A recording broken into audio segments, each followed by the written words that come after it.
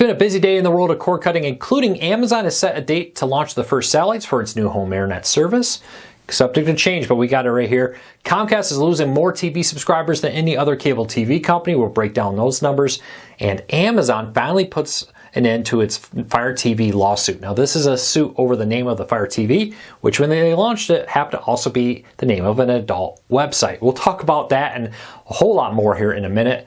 First, if you want to learn about these stories, check out the show notes down below. I'll put a link to each story there and in the first pinned comment so you can read them for yourself and come up with your own opinions. I'll love to hear from you. If you're new here or you've been here a while, do me a favor, hit that subscribe button, hit that thumbs up. It lets YouTube know you enjoy what we do here by hitting the subscribe or hitting that thumbs up, one or both. Lets YouTube know to recommend our videos to more people, helping us grow, helping us support our families. Hopefully we can help you break free from the high cost of TV and still watch the shows you enjoy. So let's dive into this. Amazon for a while now has been really pushing that the new home internet service that they're going to launch will be a main focus of the company. Much like Starlink's or SpaceX's Starlink, this is a satellite-based internet service from low Earth orbit, far faster, far better than other traditional satellite internet services out there. They've suffered several delays out of their control as their partners that were going to launch the test satellites suffered delays on their own. Now Amazon in September, at the end of September, September 26th to be exact, has set a date to launch. They've secured a launch vehicle and they will launch the first set of satellites into space as a test. If all goes well, Amazon has prepared to go into full production this year of satellites for mass launches next year of their satellite network to start building out their network and more. Finally, Amazon's been waiting for this. They had hoped early 2023, mid 2023, and now September 26 as their launch partners suffered delays. If all goes well here, Amazon hopes to have commercial testing live next year where some customers will be able to sign up and test out the new internet service. And then in 2025, it will start limited availability for the general public to start offering high-speed internet. Amazon's been very clear that their goal here is to offer cheap, affordable home internet. The definition of cheap is relative. SpaceX's Starlink starts in the $90 range, which seems expensive to people with a lot of options, but if you live in rural America, that's actually a really good price. We'll see how this all plays out, how it all goes. But good news, they're much closer to reality of this service than they were even a few months ago, now that they have their facility at NASA announced and they have a launch date announced to start getting these satellites into space. All right, cord cutting has been growing rapidly in 2023, and one company's been hit harder than any other, and that is Comcast. They've lost over 1.15 million, so 1,150,000 subscribers have canceled Comcast TV in the first half of 2023. That is a whole lot more than competitor companies. Spectrum lost 441,000 in that time, Dish lost 515, and DirecTV reportedly lost during that time 750,000. That's an estimate. DirecTV no longer reports their numbers, but it comes from Litchman Research Group, very respectable group there with that. But yeah, so very interesting to see these numbers the way they are. I'll have to keep a close eye on this. If this continues, Comcast is on track to lose more than 2 million subscribers. That'd be far more than any of their competitors.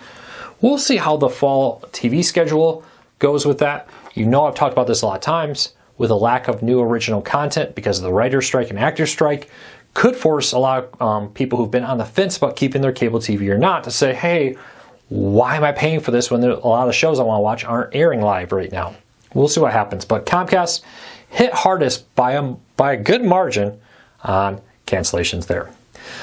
All right, so one of the more interesting stories that I kind of almost forgot about because it hasn't been talked about a lot is the Amazon Fire TV name issue. So when Amazon Fire TV launched almost 10 years ago, there was an adult-focused website with a same name, similar spelling, spelled differently, that sued them, saying, hey, we use that name and that people may confuse us with you or you with us. And it's a very real issue with that. And Amazon finally put that to rest. I believe they had, off the top of my head, they had one earlier, appeals court brought it back, said no, this needs to be retried, there is a reasonable issue here. Now Amazon, according to Bloomberg Law, has agreed to a deal that will be confidential, but that will settle this, and that they will retract their lawsuit. So apparently Amazon may be able to continue to use the Fire TV name. I would be shocked if they didn't. It sounds like one of those issues where Amazon is going to write a check and just be done with this. But very interesting. Amazon's Fire TV name for a long time was in doubt if it could continue because this one company had a trademark for it for streaming content online in the adult entertainment area. So we'll see how that plays out. But very interesting how it all comes around. It's been almost 10 years since this lawsuit has been filed, and finally Amazon is putting it into this contract. Let me know. Do you remember that, or are you kind of surprised that this was even a thing? Leave me a comment. Let me know. All right, let's move along. Bally Sports. Now, I know I talk a lot about this. Some people don't care at all about Bally Sports, regional sports networks, and their bankruptcy and their issues with teams. But I tell you, this is going to have a major impact on how you watch TV. They have asked the court for a court-ordered mediator to help as it negotiates with DirecTV, Comcast, Spectrum, NBA, NHL, and other debtors. Be very interested in how this goes, because basically what's happening is Bally Sports, much like they do with Major League Baseball, has to come to deals with NBA and NHL. It's very possible that some teams will not be retained and that Bally Sports may just cut their losses there, much like they did with Major League Baseball, and said, hey, some of these teams are not profitable. We're not going to hang around. We're not going to keep doing those. We're going to drop them. But apparently talks are getting a little heated because they're also in talks with Comcast, Spectrum, and DirecTV to renew their carriage deals. And if, let's be honest, Bally Sports loses any of those, it's a massive blow to them because that's a huge number of subscribers they're going to lose for a service that's already struggling to get reach out there, struggling to get carried on different cable networks. We'll see how this all goes, but they're asking the court to basically put court-ordered mediators to help them negotiate these contracts with these different companies, both on the cable side and on the sports team side. Depending how this plays out, could have a dramatic impact on how you watch your TV, not just for sports, but period. We'll keep a close eye on this, but for now, the court is looking into it and waiting to see. That's not the only Bally Sports court filing this week. Bally Sports has also finally, officially, at least it's officially posted online, sued its parent company Sinclair, arguing it cost them over $1.5 billion that they believe they should still have. This is a combination of Sinclair paying back debtors money Sinclair had borrowed to buy, at the time, Fox Sports, which later became renamed as Bally Sports, and then also the management fees and more. Bally Sports is arguing that they should get some of that money back, money they badly need to do those negotiations we just talked about here.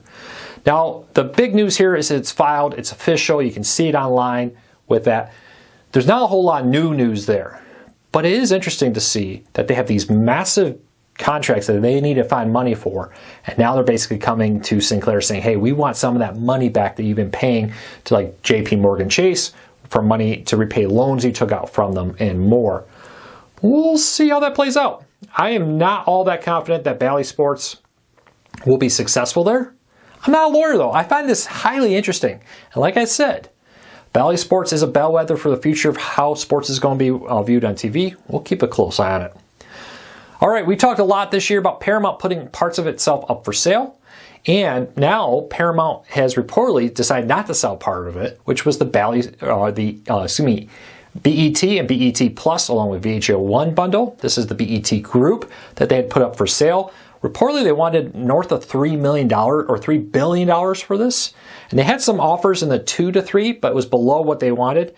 And apparently they decided that it just was not worth it for them to do that. So unfortunately for us, or for Paramount, they're not going to sell it. A lot of people are kind of excited to get some new owners there for BET and BET Plus. Tyler Perry, I hope I said that right, sorry, dyslexic moment, was reportedly one of the leads to buy it, but his offer apparently was not enough, and Paramount's decided not to sell. That, quote, wouldn't make any big impact on their bottom line to sell versus keeping it. It's always one of those things. You're going to get more money by selling it, or should you just keep it and run it? My question is, will this mean that they'll make some changes? What does that mean for BET Plus? What does that mean for VH1 in particular? Are they going to try to bundle VH1 to other stuff? Does it have a future? I don't know. It's all speculation. We'll see what happens.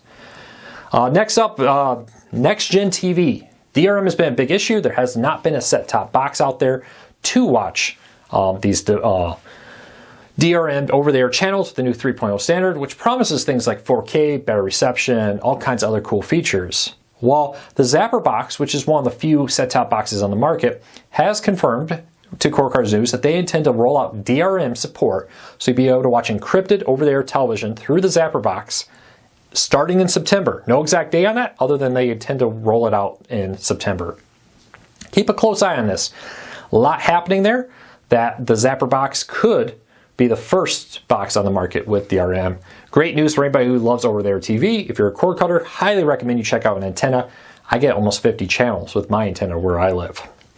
And lastly, Verizon. If you've been thinking about getting Verizon 5G home internet, they now have added a money-back guarantee, probably in response to T-Mobile doing the same, where you get a 30-day satisfaction guarantee now, allowing you to test it out. If you don't like it, cancel it, return it to them, and get some money back with this. So if you've been thinking about trying out Verizon 5G, I'll put a link to the money-back guarantee in the show notes down below and in the first pinned comment. You can do that. Well, that's it for today. I hope you have a fantastic weekend. I will be back this week with a special video, and we will have full coverage of everything that happened over the weekend in the world of cord cutting on Monday. Until then, take care, be safe. My screensaver is kicking out, so I better call it a day. Take care, everybody.